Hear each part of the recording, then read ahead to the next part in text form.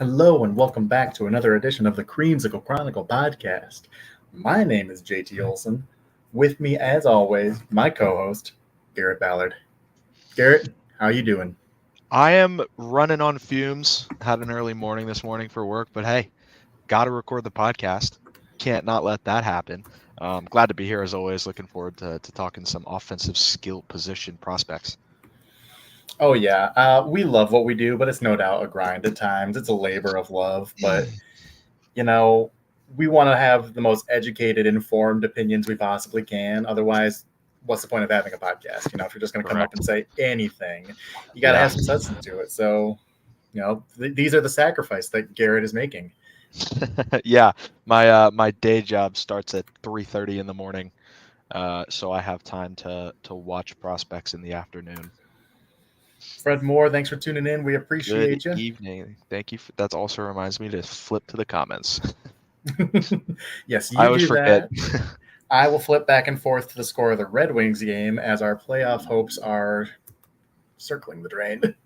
Lightnings are very much looking great. Yeah, that's great. Everyone's happy for the Yeah, Lightning. I think No, Kucherov. everyone watching this, I'm sure, is actually very happy. I'm just Yeah, bitter and hateful. Kucherov's the heart winner, man. Come on. Yeah, I just want my heart to still be beating at the end of this game. Come Hey, on, the Tigers though. it's 6-1. This is the classic, Thanos thing. The Tigers are 6-1. What did it cost you? The Pistons and the Red Everything. Wings. Yeah, yeah, man. Everything The else. Pistons. Yeah, but oh gosh, give me 2 minutes. My headset. I need to just flip out the battery. Yeah. So while you're doing that, touch on some news before we get into the draft stuff. So this week, I think there were a couple of stories that came out. One was the Randy Gregory signing, which we'll touch on a little bit when Garrett is plugged back in. And the other one, there were some reported top 30 visits that came out. Greg Allman reported that the Bucs met with Mikey Sanderstill out of Michigan. He is a cornerback. He's more of a nickel. And it was also reported the Bucs met with cornerback Kool-Aid McKinstry. Um, that was, I think, a little bit surprising. But the one that's even more surprising than that is that they met with Texas defensive tackle Byron Murphy, who we talked about last week. So between Murphy and Sanderstill and McKinstry, those are three big names that the Bucs could potentially be targeting early on.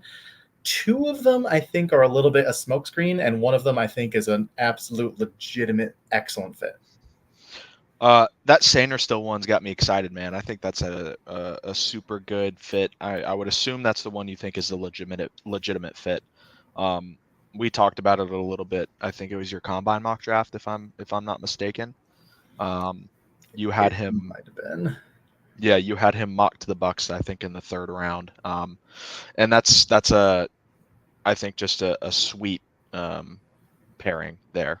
It's a position of need for the Bucs, and he's a pretty darn good one. So Yeah, in terms of Nickelback, he is the premier guy in this class, and I don't want to compare him to Brian Branch from last year's draft because I had a top 5 grade on Brian Branch in yeah, the entire draft, and he was just a yeah, stud nickel. But I think Sanders still can have a similar impact as a rookie, where he just steps in, is an impact player in the nickel right away. yeah. I see. Funny enough, a lot of like in terms of what he does in the nickel, a lot of Dax Hill, who also went to Michigan. So I can see that. yeah, I think Sanders still has really incredible intelligence for the position. Had played receiver, so he knows what receivers are trying to do to him.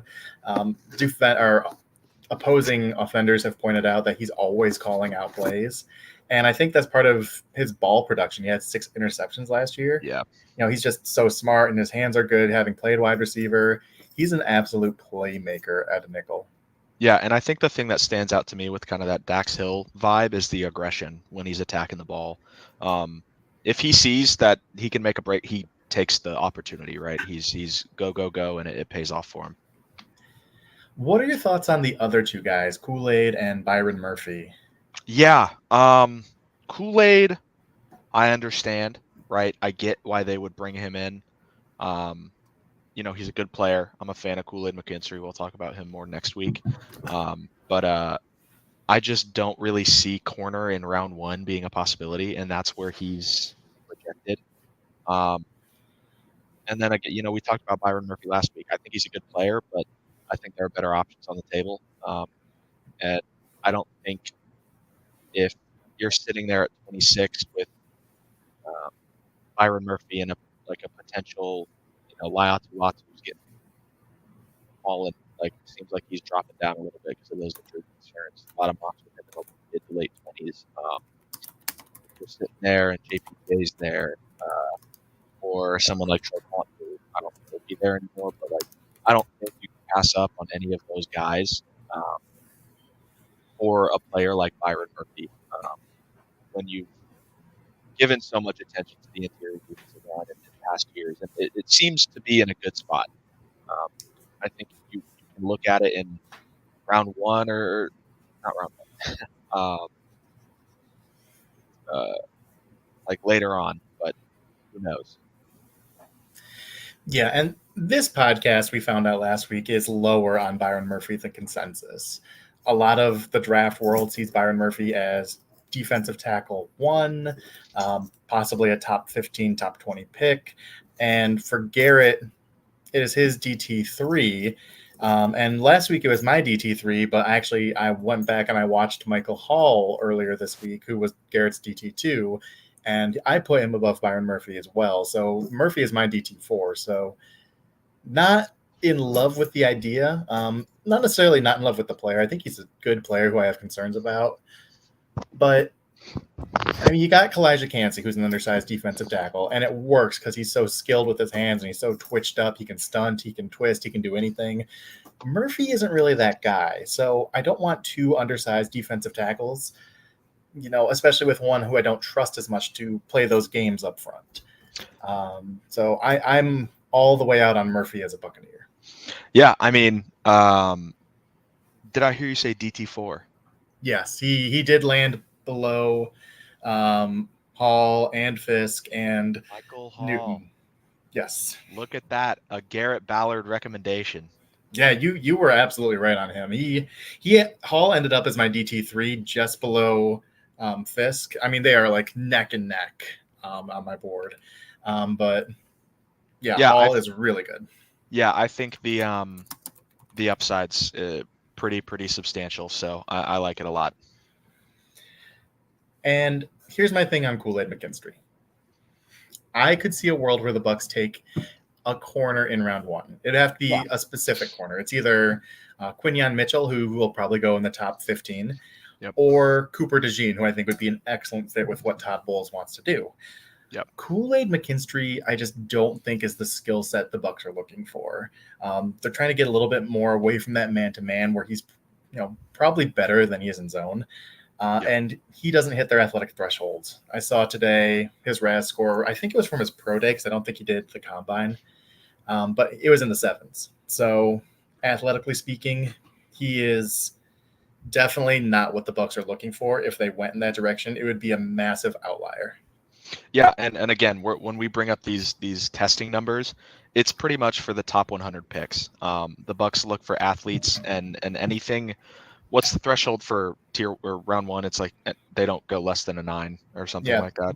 Yeah. Their first pick, whether it's in the first round or the second round, their top pick hasn't been below a 9 since Vernon Hargrave. So that's 2016. Like that is quite some time. So if they were to go below a 9 with that pick, it would be shocking. So that's that. When we mention the Bucs kind of their thresholds, that's what we're referring to. Yeah, so I think Kool-Aid is a little bit of a smokescreen because a lot of people are projecting the Bucs to do corner, and Kool-Aid has been linked to them a lot. So this might be a little bit of a Jason Light playing some head games. Yeah, could be. But let's move on. Those are kind of that's all for the draft visit. Yeah, we have one big news story which I touched on earlier. Yeah, Bucs have assigned defensive edge, pass rusher, whatever you want to call him, Randy Gregory from the 49ers last year. Yeah. Garrett, what were your initial thoughts on this signing? It's a very low risk deal. I mean, what is it, like 1 year, $3 million with escalators to 5, something like that? Mm-hmm. Yeah, that's, I mean, for a depth signing, a rotational guy who's really just going to be a pass rusher, that's perfectly fine with me. I think he's flashed that he can be a productive one. I know the stats and his production haven't actually lived up to those flashes, but for what people, or it sounds like, I don't know about people, but what this team looks like they're expecting of him, I think this is a perfect role for him. Yeah, in terms of the player, I think it's really interesting that the Bucs have their outside linebacker coach is the same, outside linebacker coach they had with Dallas when Gregory was there, and he had his best years. He had 2 years of 6 sacks there. He had been a really productive player as kind of a rotational guy for the Cowboys. 1 year, he got 11 starts.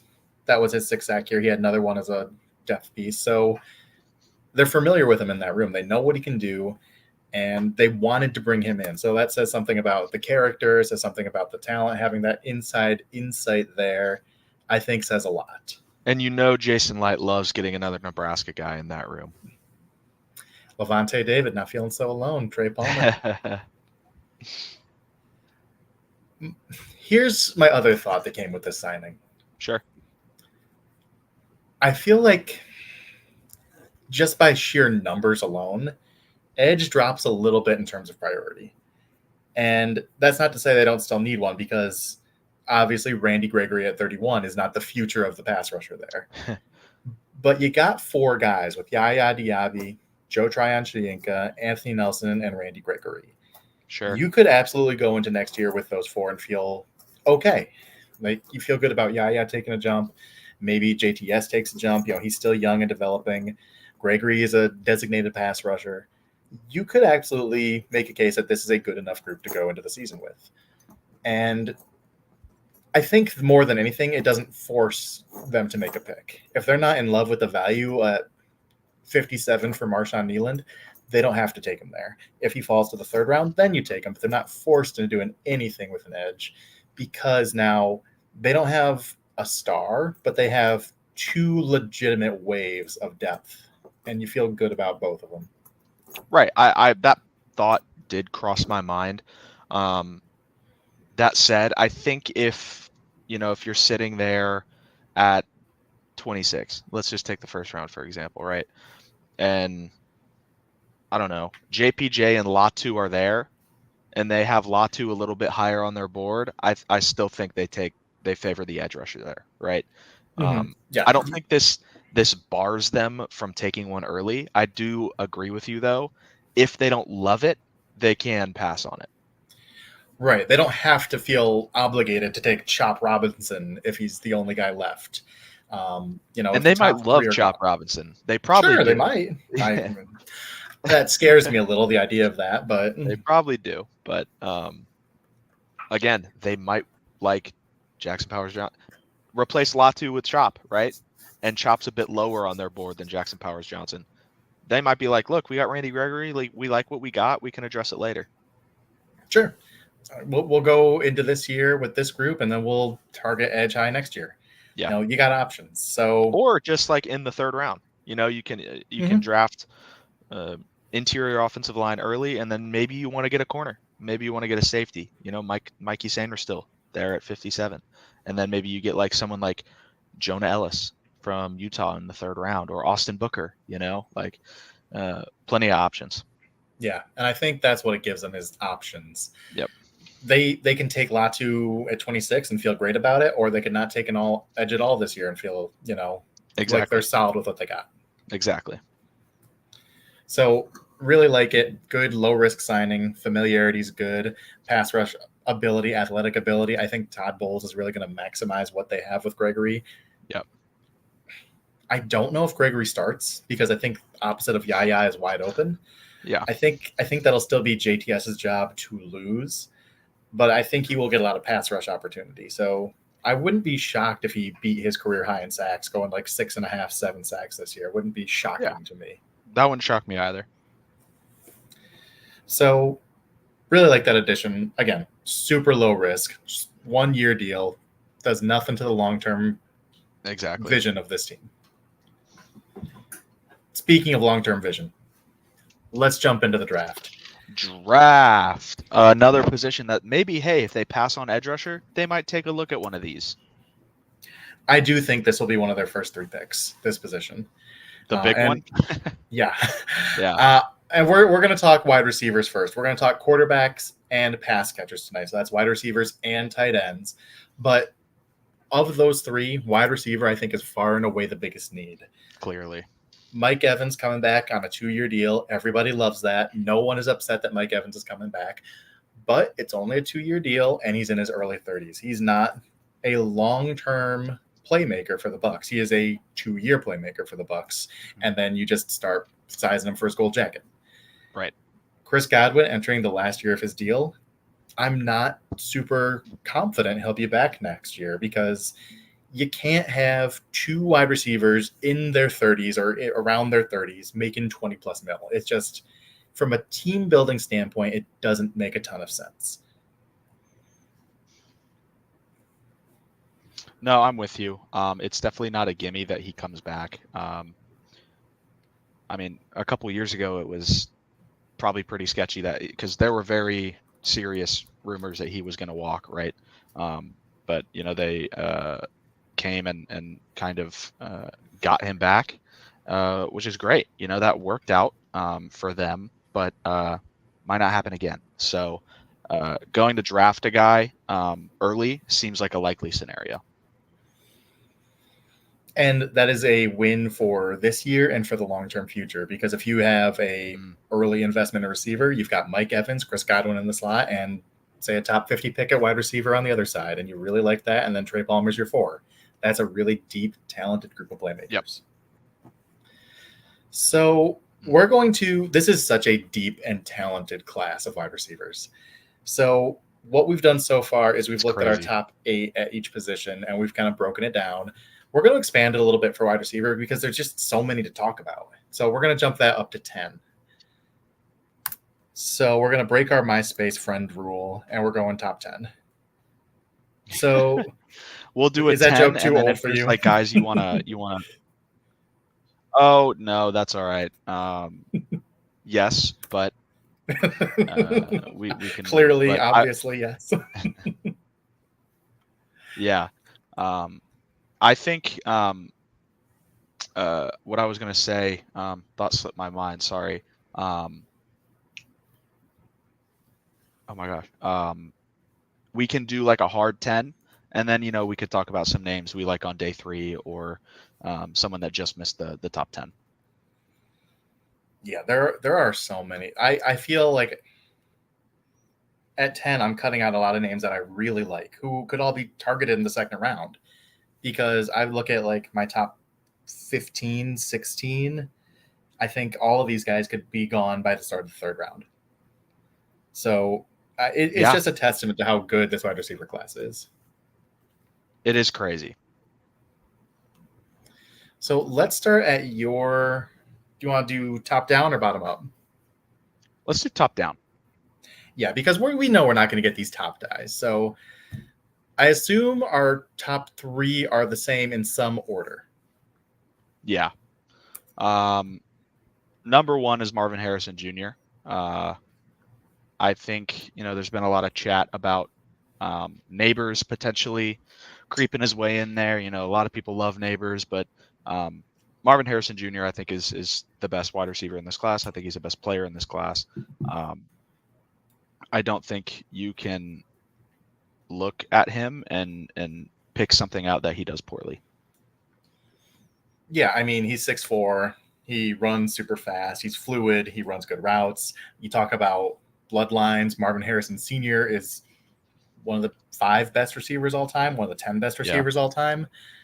So he's got the pedigree easy. Yeah, I don't think there's too much to really hang on to. We could sit here and talk about him, like his tape and all that, but he's just phenomenal. Like there's truly like nothing he does bad. I fully agree. I mean, he's not an electric yak guy, 6'4". He's not that quick twitch dude, which, is fine. There are great receivers. Randy Moss isn't that guy. Yeah. So it's not a criticism. It's just, a profile of what he is. And really, we talk about him, we rave about him. He's not making it out of the top 5. I think he is a future Cardinal with the 4th overall pick. Dude's a stud. Yeah, I'm with you 100%. This is where it might differ a little bit because both Malik Neighbors and Rome Odunze really, really good, and they're very different prototypes. Yeah. So it's kind of a pick your flavor. One I think is a little bit more polished. One I think is a little bit more electric. So where do you land on this? It's hard. They're very close on my board. I think I favor Odunze. Barely. Okay. Like barely. It's so close. His route tree is outstanding. I think he's won on every route. He's a great athlete. He's what's his size? I think he's like 6'3". Yeah, he's big. He's a big dude, but he can move. He's very clearly competitive. His routes are, for his size, very, very clean. Very few wasted steps, very nuanced. And he's got the long speed, right? He proved it at the combine. You saw him running that 40, and he proved that he can. He has that extra gear where he can pull away from some DBs. He's a smooth mover. Like on tape, I understand where I don't know how fast he is talk came from, but he's just long strider, smooth mover. He just, once he gets going, it's hard to get him to stop, right? Incredible body control. I'm just looking at my notes here, so I'm flipping back and forth. Body control is great. His hands are super strong. He barely drops anything. I just think I like the comprehensive makeup of what his skill set is a bit more, like the smallest bit to Neighbors. Yeah, and that's absolutely fine because they're both top 5 to 10 players in the draft. They're both outstanding. Yeah. Yeah, I think in terms of route running, he might be the best in the draft. I think there's only one other guy I'd put in that conversation, but he is an excellent route runner. Yeah. I think the thing where people talk about him not being the fastest or the quickest, I think it's a little bit of his start-stop ability, and he can stop really well. That's part of him being a great route runner. He can power it up and power it down, but he's a little bit of a build-up speed. Yeah, he's not that quick twitch guy, which is fine. Same with Marvin Harrison. You can still be excellent without having that. Yeah. But I think that's a little bit where that thought process comes from. Yeah, it's not like explosive athleticism. It's very smooth. It's a smooth athleticism is how I like to describe it. It's incredibly smooth. At 6'3", he's very Keenan Allen-esque in terms of the way he runs his route. And I think Keenan Allen was 6'2", so very similar kind of skill set. I like that. And I think very much like Keenan Allen, catches everything. Mm-hmm. Trying to think if there's a better pair of hands in the draft. I don't think so. I think so either. I think he's the best hands. Yeah, I think he has. They're super strong. Flashes them late, just a very, very polished prospect. Yep. He is my wide receiver 3. Again, super close, but yeah, I like the profile of Neighbors just a little bit better because he is that little bit of a more twitched up athlete. Yeah. You throw him a wide receiver screen, he can make 4 dudes miss and take it to the house. Yeah. And I value that. That's something, again, you don't need to have it. Mike Evans doesn't have it. Randy Moss didn't have it. But if you got it, that's really cool. I really like having that. Yeah, it's pretty sick if you can just flat out fly and make people miss like that. So yeah. Not the polished route runner that a guy like Odunze or Harrison is. So right. There are some technical holes in his game, but that's something that can be developed. Coaching can, smooth that out, coach him up. He's only going to be a rookie this year. It's okay that he's not the best route runner in the NFL. Yeah, no, I'm with you. I think the polish is what has him, over or under Odunze for me. But I mean, like I said, the upside is crazy. You truly can't go wrong with either of these guys because they're both going to be great players. So yeah, and again, the Bucs have no shot at any of those. Yeah, man, I wish they had a shot at Odunze. Holy. Yeah, I think those players are going like 4, 6, and maybe. I don't think any lower than 11. Yeah, no. Probably not. Probably not. So those are the big three. And then there's a tier jump. But it's still, tier 2 is still really good. There are wide receiver ones all throughout tier 2. So this is where it could differ because there are so many flavors, there are so many options. Who is your wide receiver 4? My 4 is the other LSU receiver, Brian Thomas Jr. Okay. Yep. Yeah. I think if you take what Malik Neighbors offers, tone like the crazy burst and all that down just a smidge because he's still super athletic, and then add in like really friggin' good body control, you get Brian Thomas. I think Brian Thomas is a what's the word I'm looking for? Freak. He's a freak. Yeah. The way he I'm like as I'm looking at it, like in terms of his hands are really good, not as like sturdy and as natural as Odunze's, but because of his like ball tracking and the way he positions himself to catch the ball, right? He puts himself in super favorable positions. He's not going to put himself in a weird spot like on the wrong side of the DB. He's going to fight for leverage, and I think he's a pretty good route runner too. So. Yeah, I've seen the like the route tree graphic that shows like how often he wins on each route. Yeah. Really successful at everything he does. Yeah, literally. Like he'll win. You can send him on anything. And LSU didn't. I feel like when I watched him, I thought he was a fairly limited route runner because they don't have him run a ton. Right. So that's where one of those things where analytics really can help amplify film breakdowns. Yeah. Yeah. Just seeing like, oh, this guy has only run like 4 slant routes all year, but they were all great, successful plays. Exactly. I still wouldn't think he could run a slant route because he's only done 4 all year, even though he crushes them. It's the same thing with Odunze too. He didn't run a ton of different routes, but when he did, he always won. Like you can send him on anything and he'll win it.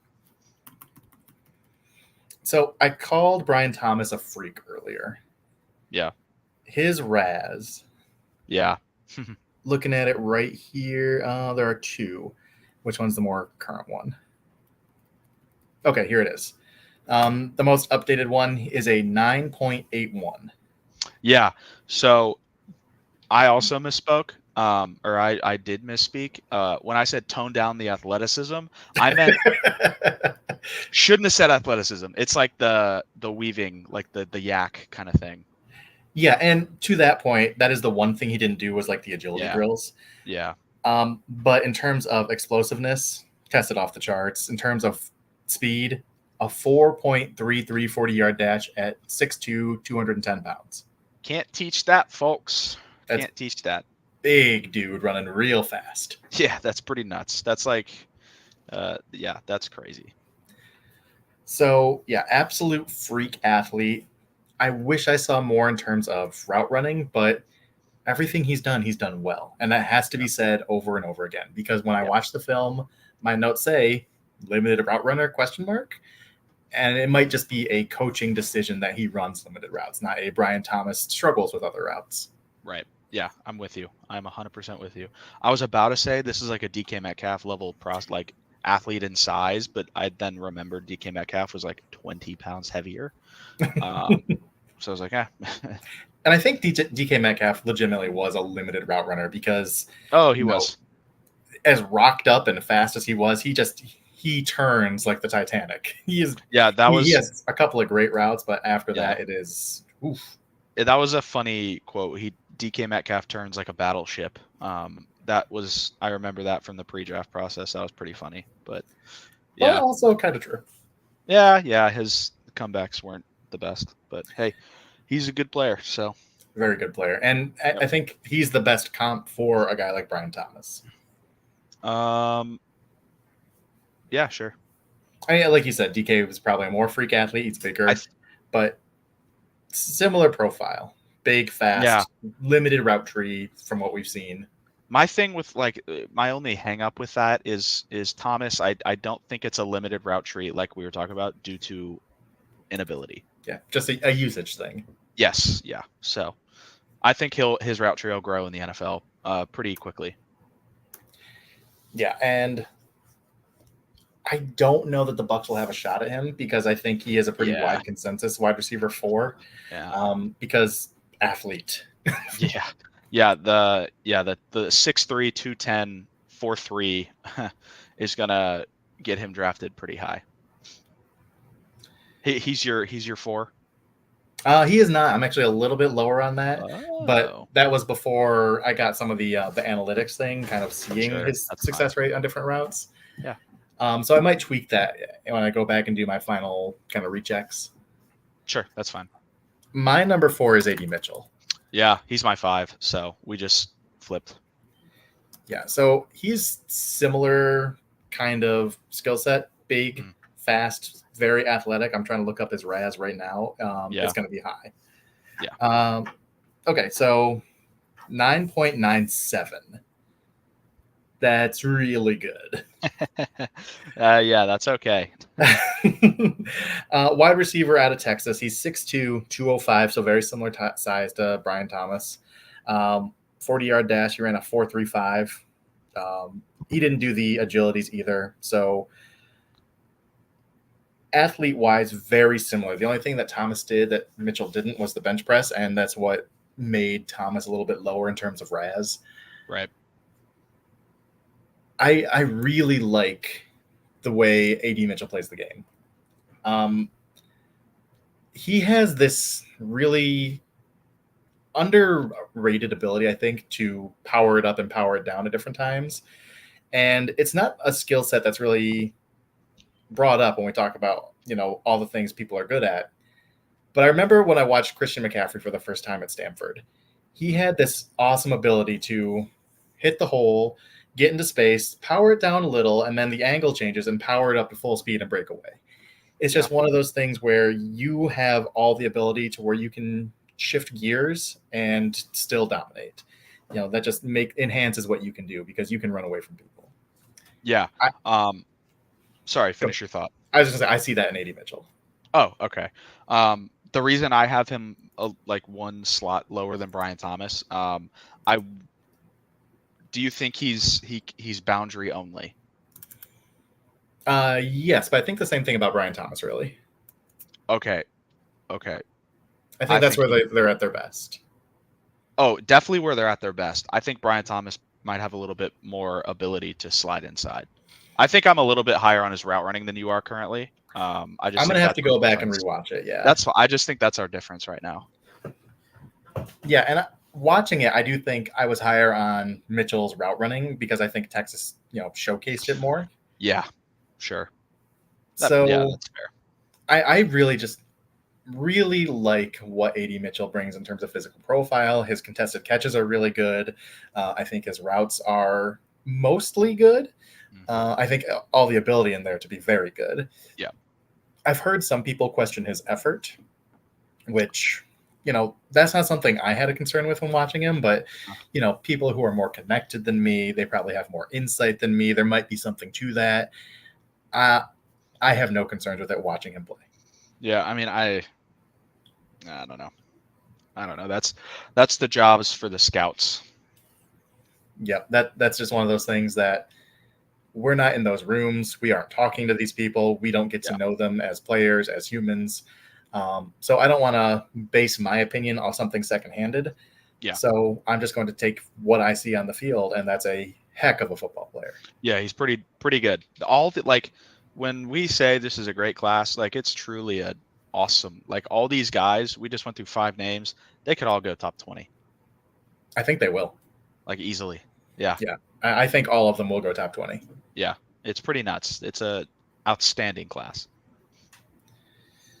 So that is my 4. You said he's your 5. Yeah. And then is Brian Thomas your 5? He's not currently, but I think he will be when I do the recheck. Because it's physical tools, and I really want to go back and rewatch his route running, kind of with more context to it. So who is your 5? Is Brian Thomas your 6 before we? He's actually my 7. Oh my gosh! Oh wow!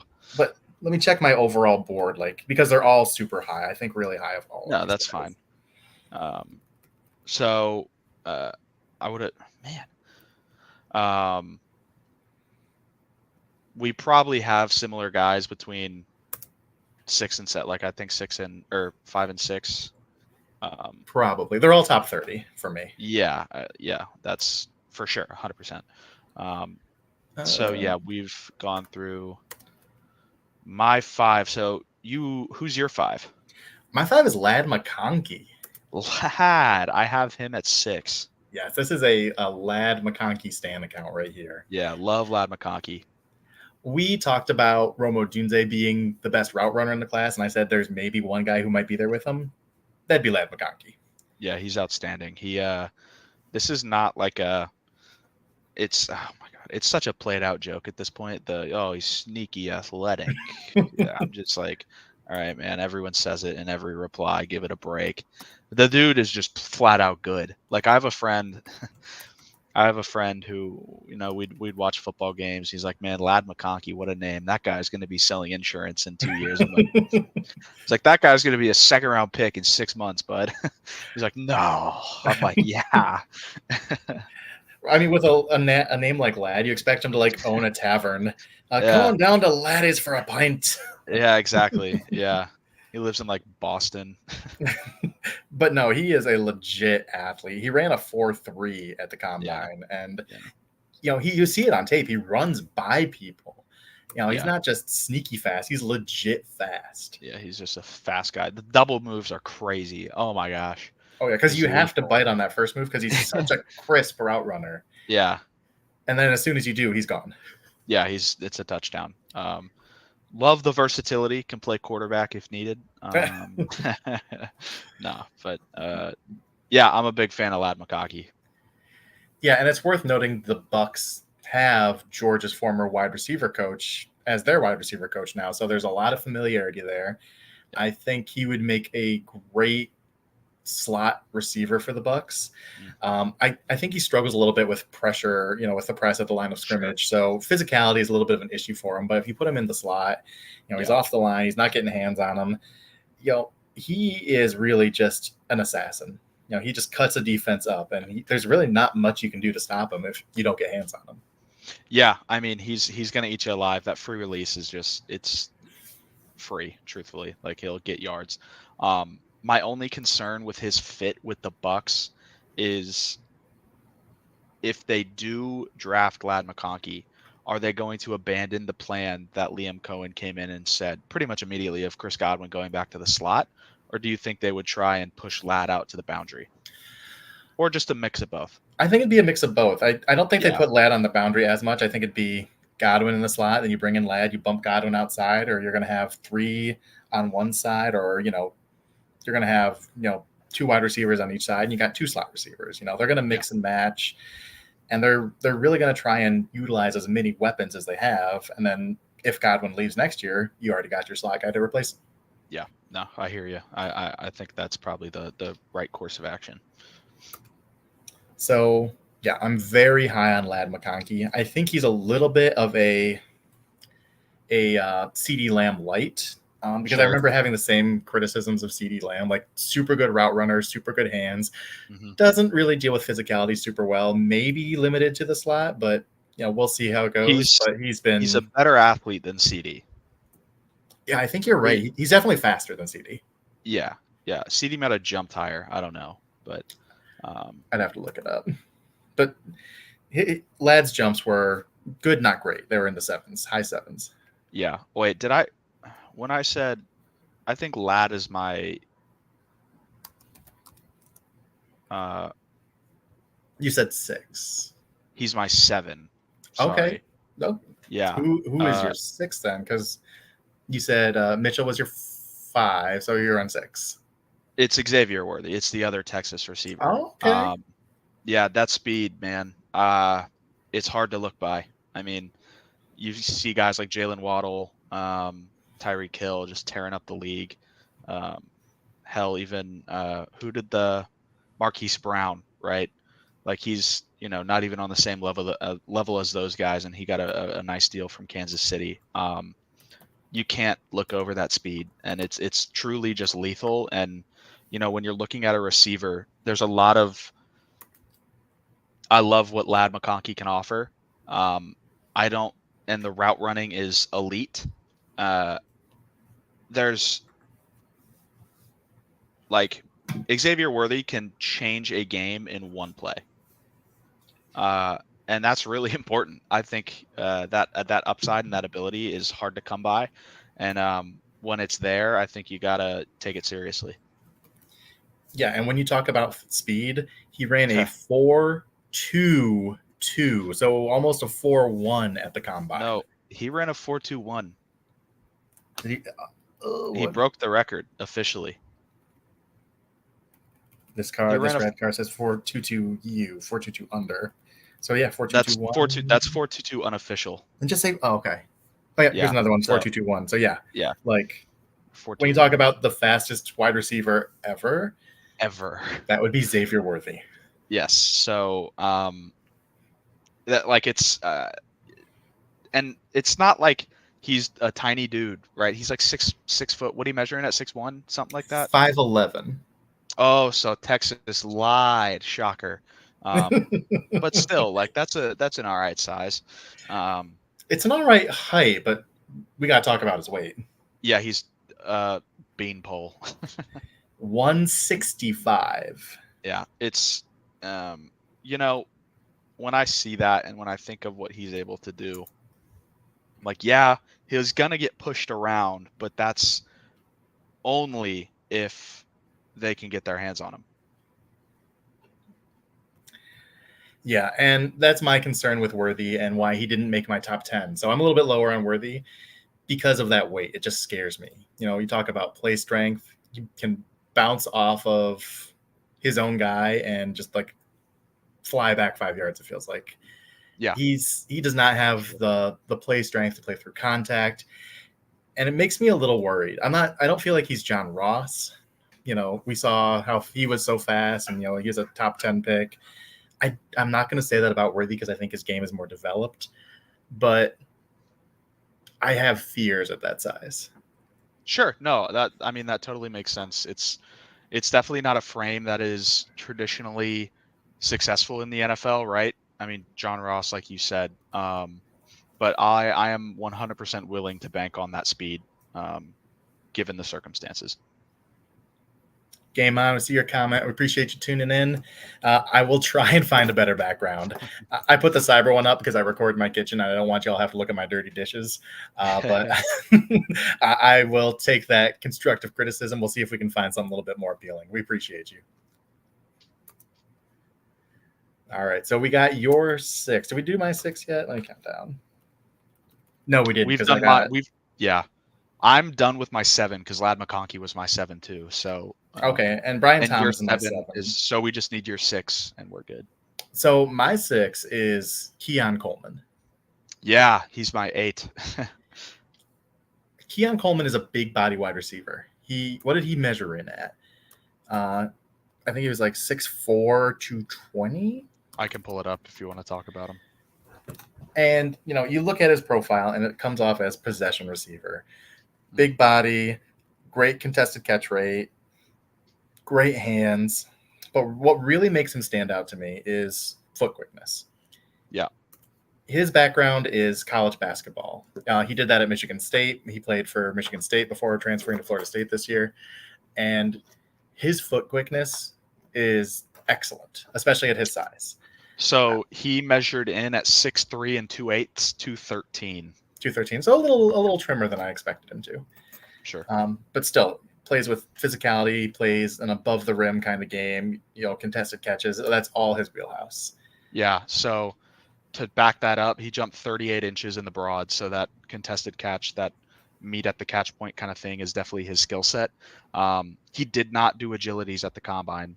So we can't really see that foot speed, but his 10-yard split was a 1.54, which is an 8.74 on the RAS. So elite level, short area quickness for sure. And I think what is the biggest testament to his foot speed at 6'3", 215 pounds-ish, he's a punt returner. Yeah. I mean, you don't put lumbering athletes as a punt returner, even as a guy who didn't have great straight line speed at the combine. And by not great, I mean not good. Yeah. It's his quickness that really sets him up for that because he is so agile in that short area. He can make people miss in space. Yeah, I'm pretty unfazed by that 40, to be honest, because his game speed is I mean it's totally fine. Like there's nothing wrong with his play speed. So I think that's a bit overblown, but yeah, I just his like again, all of these players top 2 round grades roughly. Like 9-10 might be on the verge, but like there's not a bad player we're talking about today. No, I think all the guys I'm going to talk about are top 60 for sure, maybe top Yeah. 50. Yeah. So that is our top to bottom top 7. So really, these next 3 could go in like a dozen different ways because there are still so many good options to talk about. Yeah. So Keon was my 8. Um, so if Okay, you want to give so your 8, yeah. my 8 is Troy Franklin from Oregon. Okay. Did he make your top 10? He did not. Okay. I like the athleticism, but that's about it. So Troy Franklin, he is a kind of a tall, lean athlete, and he's a speedster. He's 4.4 speed. I think he ran a 4.41 at the combine. Yeah. I think he's 6'3", about a $180, I think. Let me I pull up his RAS. Sure. But he was definitely Oregon star player. He runs his routes really cleanly. He finds ways to get open, and he's so open that even Bo Nix can find him open. Like I think he's really the straw that stirs the drink for that Oregon offense in every Okay. way. I wish he was a little bit more of a yard after catch guys. Like you can flip it to him and he can do a little bit of that, but I wish he was a little bit better at his size. But I think when you look at speed, you look at what he can do in terms of separating downfield and a little bit of playmaking with the ball in his hand. I like his skill set. Yeah, it's definitely the floor is pretty low. In my eyes. But I mean that athleticism and what he can do with the ball is definitely enticing, and there's definitely a ceiling there that can be valuable. I personally don't love it, but hey, that's all right. Yeah, he's actually a little shorter than what he was listed. He's 6'1", 180. Okay. 176. Okay. So yeah, just a little. But his bit. verticals were really good, and so is his speed. Yeah. Okay. Okay. So what is this? My 9? Yes, because Coleman was your 8. Yes. Xavier Leggett is my 9. Okay. I think a couple years ago, I would have probably had this guy in my top 5. I love this style of receiver, like the big-bodied athlete who's tough as nails after the catch. I mean, Treylon Burks was one of my favorite players coming out his year, and I think that kind of taught me a lesson where it's you can win that way, but it's just not nearly as consistent as it needs to be. That style of receiver, at least. So while I love the style of player and I love the player himself and what he can bring to a team, I don't know how consistently that I'm just going to run through you kind of receiver is going to succeed. Yeah, this is a style that I've always been low on. AJ Brown, he was someone I was not high on coming out. He burned me in a bad that's way. another one. Yeah. And this is very much similar frame. He's kind of a squatty build, but he runs 4.3 speed. Yeah. Powerful receiver. And this is just not a flavor I'd resonate with. Like you mentioned Treylon Burks. I was low on him coming into the draft. And yeah, it's kind of somewhere a little bit lower on Leggett. I like him, but it's one of those things where I'd let someone else draft him because there are other options I like better.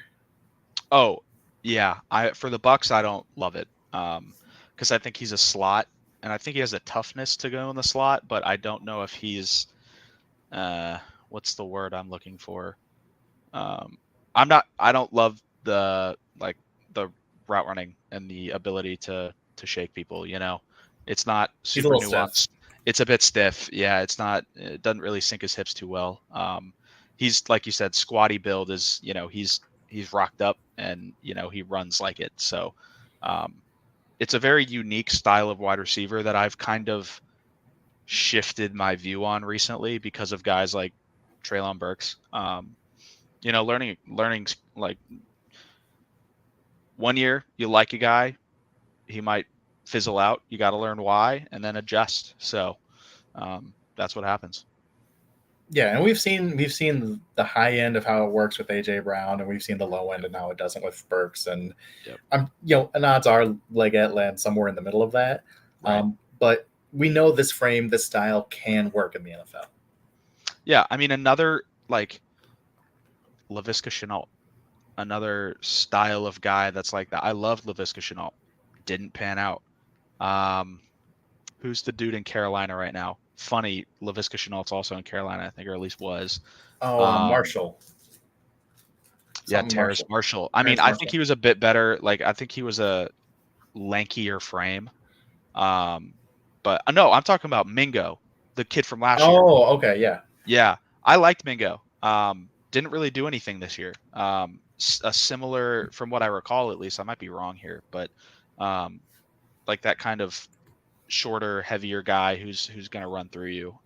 But there's a lot more instances of it not working than working recently. So that's kind of why I've adjusted, and he's a bit lower than he would have been, say, last year or 2 years ago. Sure, but in terms of physical tools, big, strong, fast, there's always going to be a team that takes a swing on that. Yeah, absolutely. All right, so that is your number 9. Correct. My number 9, we're going back to Washington. Oh, man, Ja'Lynn Polk. Ja'Lynn Polk. He's my 10. All right, I really like him. Hands, excellent. Route running, very good. When I compare him to an NFL player, I think his role is going to be a very Amon-Ra St. Brown-ish kind of role. Yep. I think he'd be a great slot player for this team. Like a move the sticks guy, always going to make the catch. Yep. Tough as nails. Yep. Sits like really comfortable in zone cover, like finding the holes in zone. Yeah. Just he's going to slide a little because he doesn't have the great speed, the explosiveness that a lot of people are going to look for. Yeah. But in terms of playing the position at a very high level and just getting the job done, Ja'Lynn Polk is very good. Yeah, he's awesome. Like you said, he just gets it done, right? He very rarely is in the wrong spot. His football IQ is probably off the charts. Big fan of Ja'Lynn Polk. Yeah, and I think he should definitely be high on the Bucs priority list on day 2. I'm with you. I don't know about 57. That might be where he starts to be going in kind of that back end of the second. But if you can get him in the third, that's a home run pick. Yeah, I mean, if you can get him in the third, I would be okay with that at 57, to be honest. I probably would too, to be honest. He's really good. I mean, you said a little bit ago, all these guys are roughly top 60 for you. Like this might be the one that drops below it, but I think that's like a very healthy draft pick there. Yeah, and that's just going to be one of those things where it depends on how the board breaks and who's available. Of course. But there's a real possibility that Polk is the best player available for the Bucs. Yeah. So I do want to ask, who are your first? Don't go into super long depth because we have 2 other positions we got to touch on. Who are your first 3 out? Well, let me get my 10 because Polk was your 10 and Polk was my 9. Oh, I apologize. Wow. Oh, no, you're good. You're good. I was skipping ahead there. Go for it. So my 10 is I'm keeping it in Washington again, Jalen McMillan. Okay. Yeah. So again, he's someone who's got some inside-outside versatility. I think he's going to be a really good slot player. A little Puka Nacua-ish. He's a good blocker. Yeah, sure. He's tough. He's quick. He's fast. I really like everything that Jalen McMillan does, and I think he'd be a great pick for the Bucs in the 3rd round. I think that's kind of where my line is for. This is probably a 3rd round guy, but I think he'd fill the same role that Polk would. He's a little bit different in terms of physical tools, but I think you get the job done in a very similar way. Sure. You shook your head. You didn't look like you loved Jalen McMillan. He's like my 15. Okay. So I'm just not. I don't know. I'm just not super high on anything he does, really. I think he's just fine. Okay. And that's fine because in terms of, profile, I think Yeah, it's funny that you like Polk because I think they kind of fall into the similar bucket, and I think they're going to They get are. overlooked because of Yeah. they're not top shelf athletes. They leave you wanting in terms of physical skill set and all the explosive things they can do, but they just get the job done. I see a lot, like you said, Amon-Ra St. Brown. I see a lot of Chris Godwin and Jalen Polk. He I do is too. always doing the right thing. And if you need yards, he's the guy you're going to go to, right? Like, obviously, you have Mike Evans on your team. Who did they hand the ball off to on 4th and 1 in the NFC Championship game against Green Bay? Chris Godwin. Those are the types of guys who are going to gut it out and get you the yards you need. Love it. Yeah, and I love that you said that because when Amon-Ra St. Brown came out, Chris Godwin was my comp for him. Yeah. I mean, they're very similar molds of players. Like that is that, just like you said, that slot get you yards guy. Yeah. So for the record, should have been a first round pick on Amon-Ra St. Brown.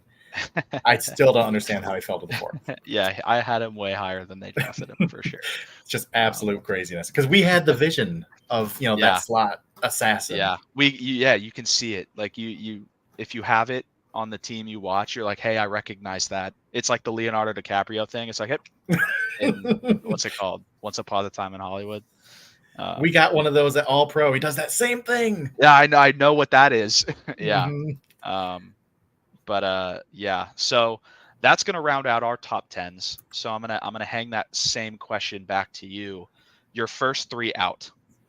Okay, so I'll give you my first 4 out because 2 of them you touched on. Sure. Xavier Worthy is my 11. Wow. And yeah, then just because of that play strength. Yeah, I'm afraid he's a one-trick pony. I like the trick, but I'm concerned about his size. That's fine. And then Xavier Legette is my 14. Okay. Yeah. And again, he's just a profile that I don't vibe with as much. No, that's totally fine. I understand. So those were 2. My other 2, my 12 and 13, very similar. I like them both a lot, and I like them both in that same Jalen Polk, Amon-Ra St. Brown kind of mold. Yeah. Is Roman Wilson from Michigan and Ricky Pearsall from Florida.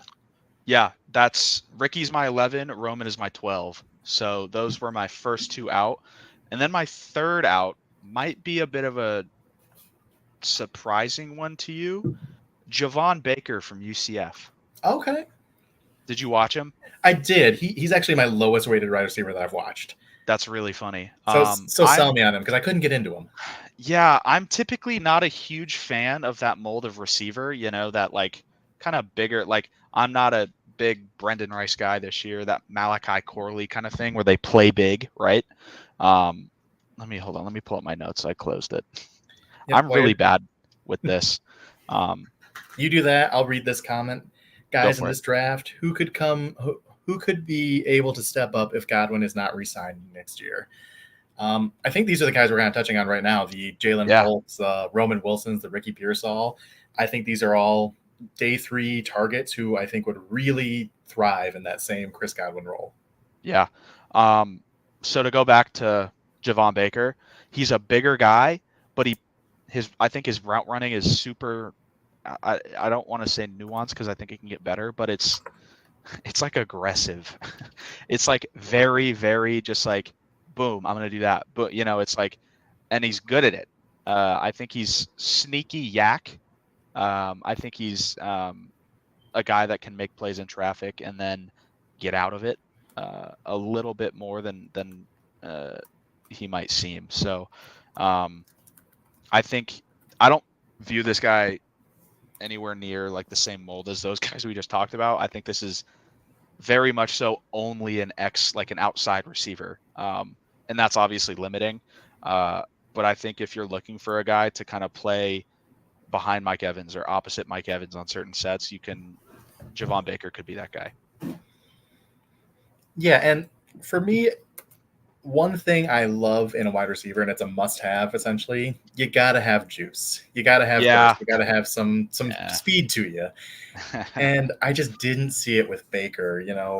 You said it's sneaky yak ability. It snuck right by me because I just don't see it with him. I mean, his testing numbers are not bad. He ran a 4.54, which I think and he weighed in at 6'1", 202. I think that's just fine. Like, I think it's just average across the board. I don't think he stands out in any way. But yeah, No, he flirted with an 8 on the RAS scale, so that's not bad correct, at all. correct. Just high 7, it's above average. I just watching him play, it's one of those things where I think he tested better than what I saw in terms of what he does on the field. The play speed's a bit, yeah. Yeah, I get what you're saying. he just didn't move the needle for me. Yeah, that's all right.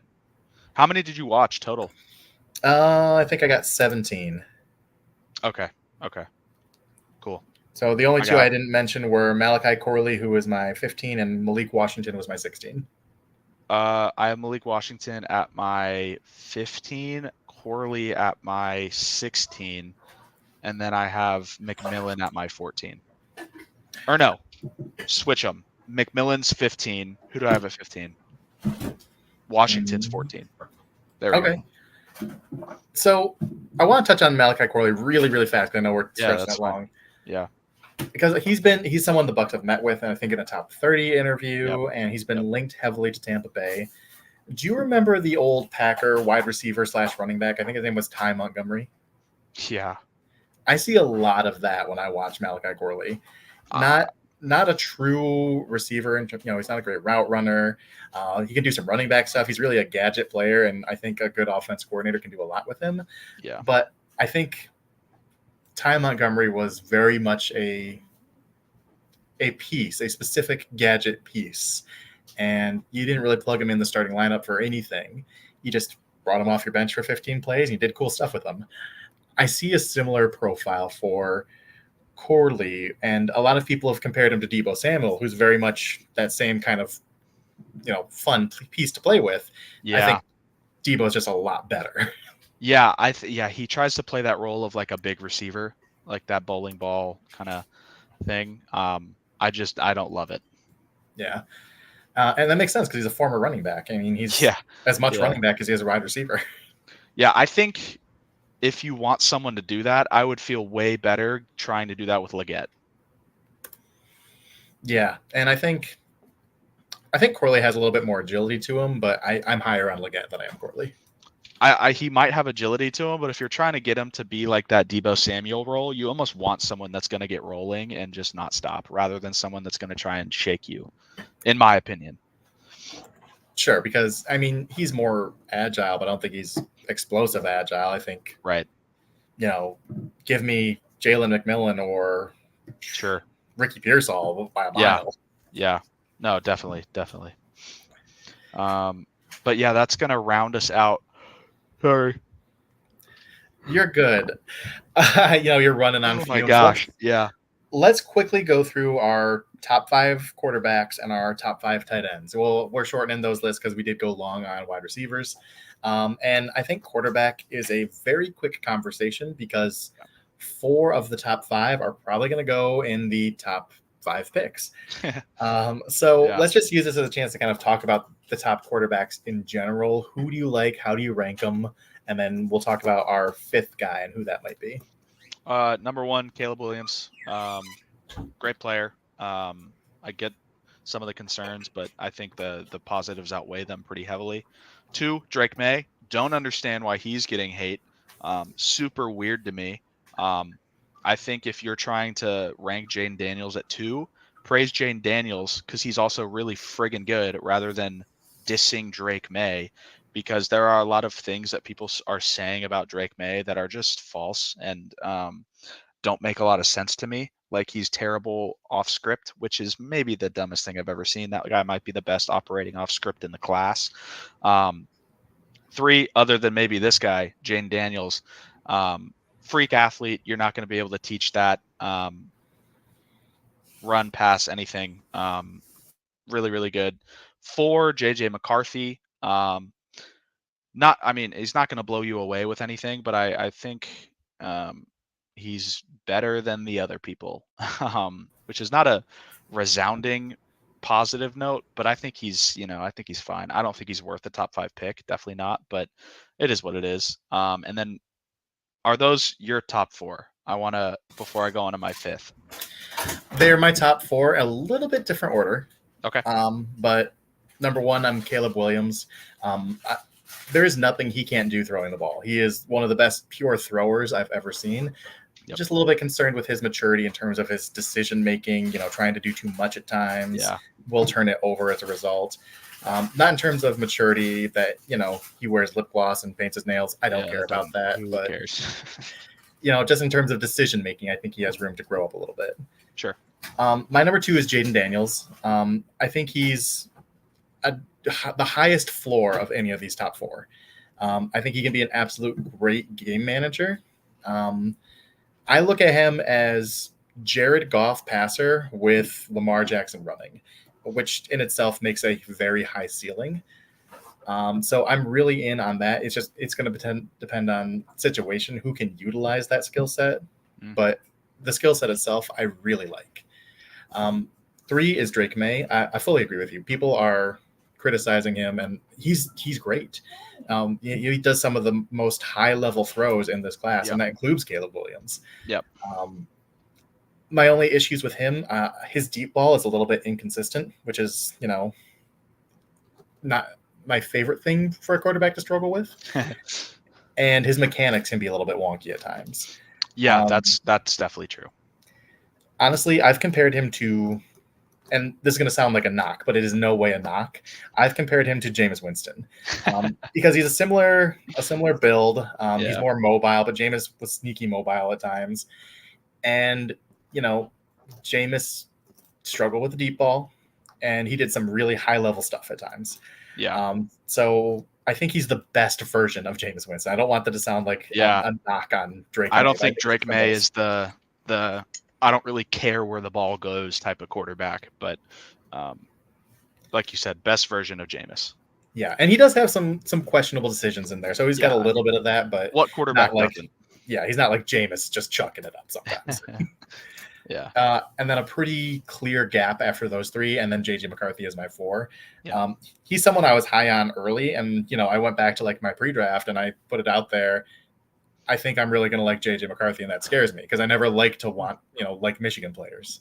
Right. But I thought he might be a guy who's a good target for the Bucs, in the back end of the first round. And, here we are at the draft process, and it's like, okay, top 5, that's pretty steep, but I guess. Yeah.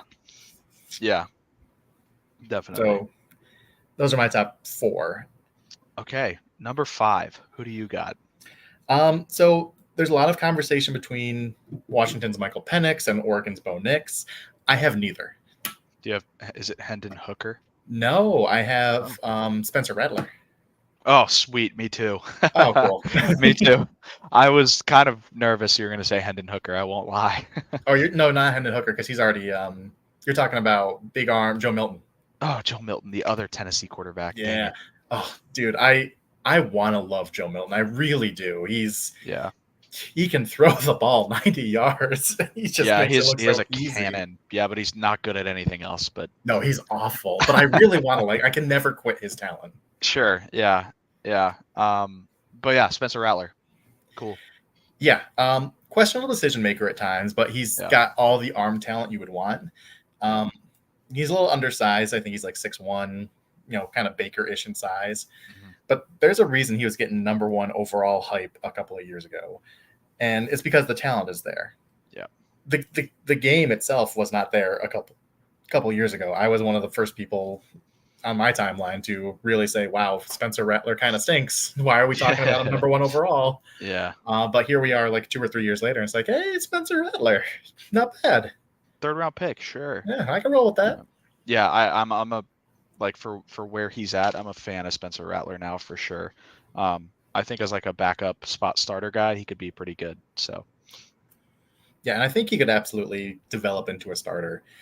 You put him in a situation like, I don't know, Oakland or Denver. Like if Sean Payton got a hold of him in like the 2nd or 3rd round, you might be able to make something there. Yeah, I'm always like the idea of developing a 2nd round quarterback into a starter is one that I'm kind of out on just as a philosophy. But so I disagree, but I see where you're thinking. You know what? History is out on that thought process because it almost never works. Yeah, it's very rare. But hey, you give a good coach good talent, and things can happen. Yeah. That's quarterbacks. Don't love any of the PNW guys, so sorry. Yeah. Even though one is from Tampa. Much love, Michael Penix. I really like Michael Penix as a college quarterback. I really enjoy He's watching great. him. Yeah, very, very entertaining quarterback. I just, I don't see it for the NFL. Just a little too spotty with his accuracy. Yes. And then Bo Nix is just Bo Nix. I think someone's gonna try and make Bo Nix a thing, and I think the system he could, if you put him in like a McVay or a Shanahan offense, he could run it, but he's always going to be Brock Purdy. He's there, he's executing things, but you're not winning because of him. Yeah, I don't think he's good. He can do some things.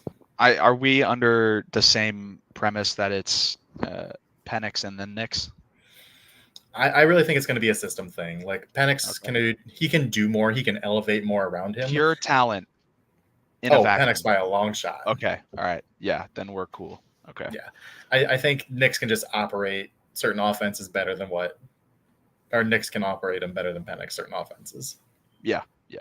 But that's going to be like a Jeff Garcia skill set. It's all going to be timing. It's all going to be short, intermediate accuracy. It's nothing where you can have him elevate players around him.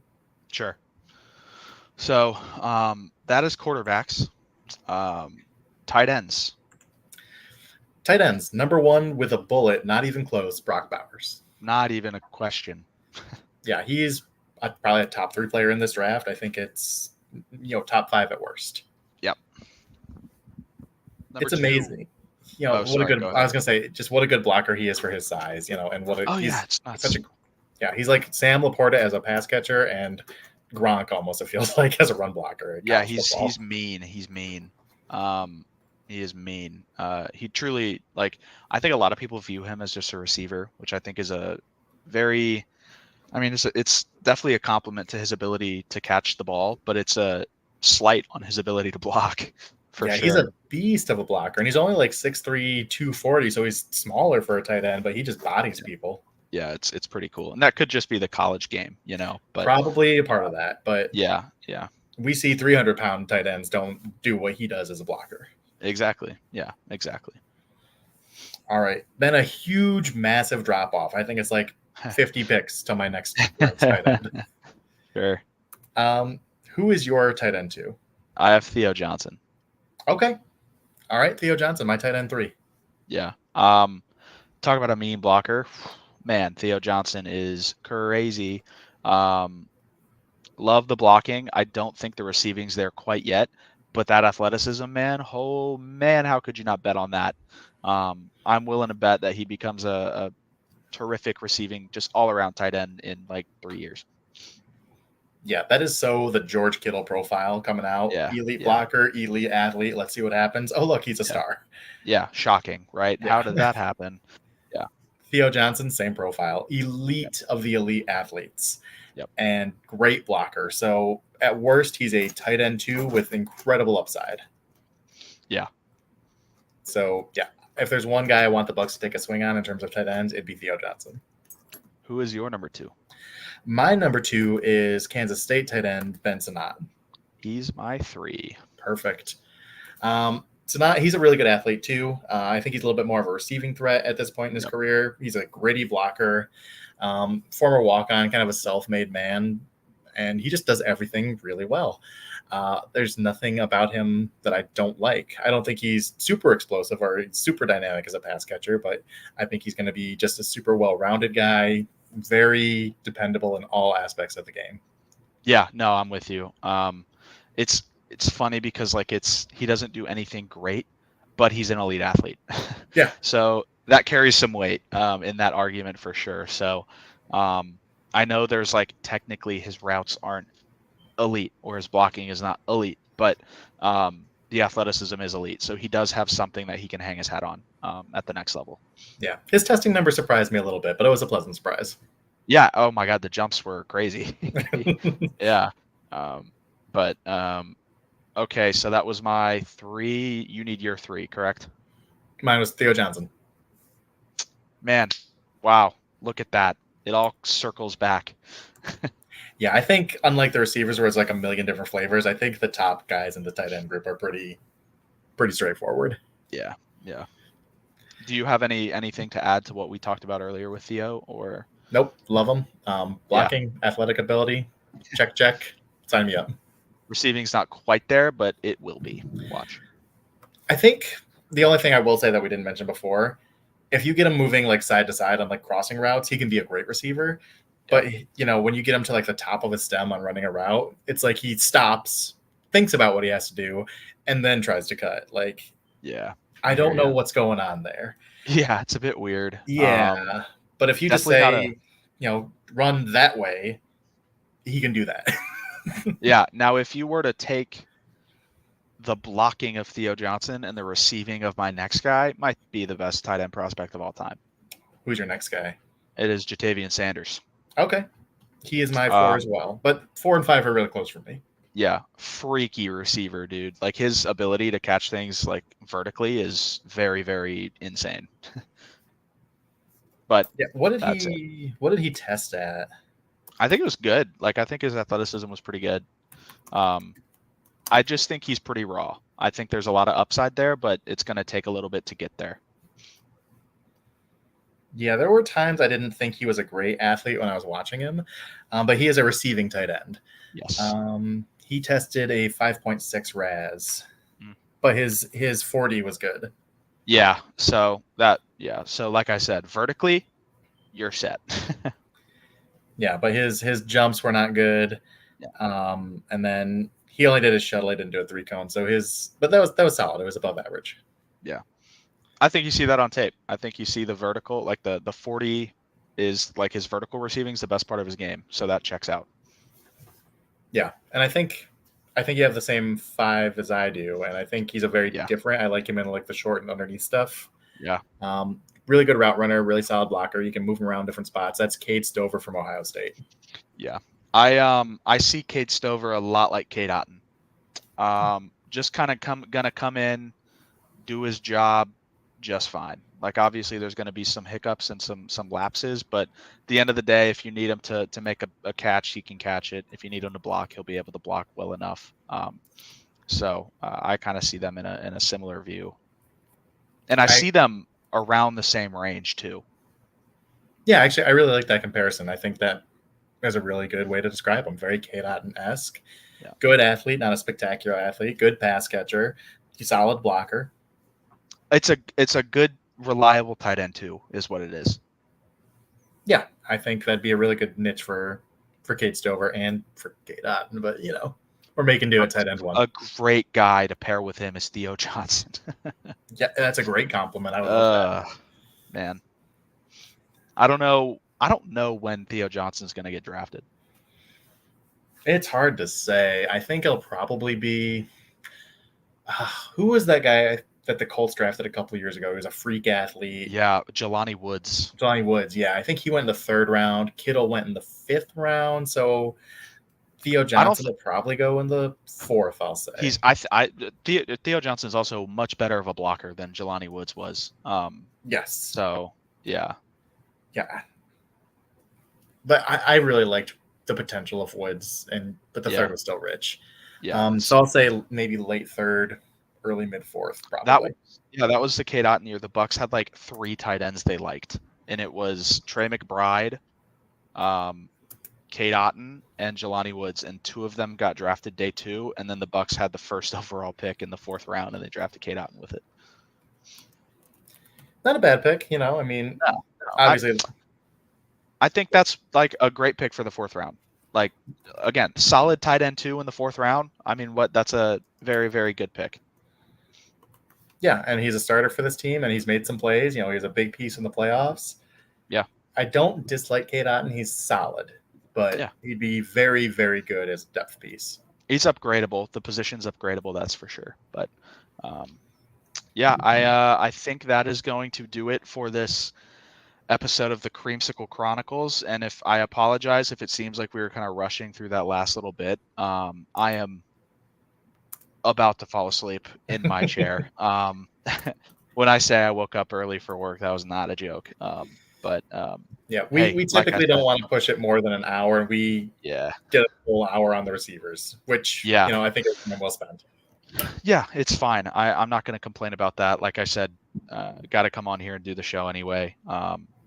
We love doing it. Thanks y'all for watching. Hope y'all come back next week. We are doing the back seven, right? So linebackers and defensive backfield, which we could see the Bucs targeting again. So definitely going to be a fun one. Y'all come back, talk some ball with us. Appreciate all the chats, all the viewers. So y'all have a good night. And as always, go Bucs. Go Bucs.